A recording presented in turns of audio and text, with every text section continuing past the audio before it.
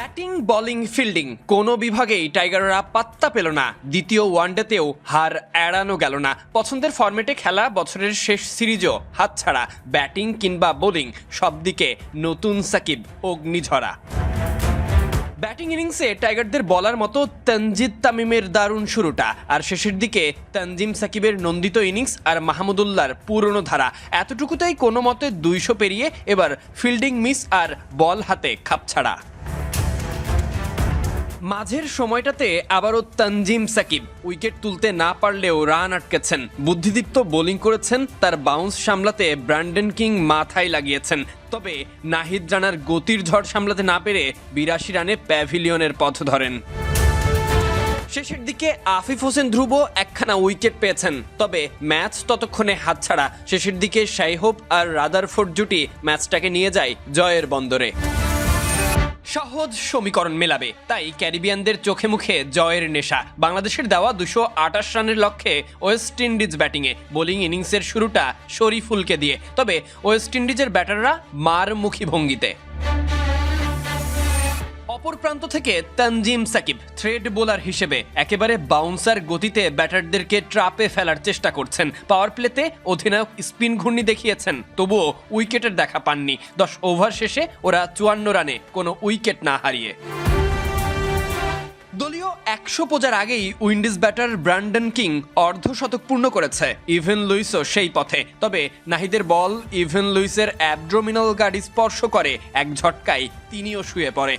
Dressing room থেকে মাঠ সব জায়গায় হাসির রোল পড়ে। নাহিদও সান্ত্বনা জানাতে গেছে, তবে এই ব্যথা কি সহসাই কমে? এই ব্যথা আর 1 রানের আক্ষেপ নিয়ে অর্ধশতক পূরণের আগেই ইভেন লুইস মাঠ ছাড়ে। 21 ওভারের মাথায় রিশাদ তাকে ফিরিয়েছে। ওরা 112 রানে 1 উইকেট হারিয়েছে। এর আগে টসে হেরে ব্যাটিংয়ে নামতে হয় টাইগারদের। প্রতিদিনের মতো আজও শুরুটা তানজিদ হাসান তামিমের। শুভ সূচনা, মনোমুগ্ধকর সুইট টাইমিং আর পারফেক্ট শট সিলেকশনে। তবে টাইগারদের বাজির ঘোড়া সৌম্যকে এদিন ফিরতে হলো 2 রানে। উইকেটে লিটন কুমার দাস, সঙ্গী তানজিদ হাসান তামিম।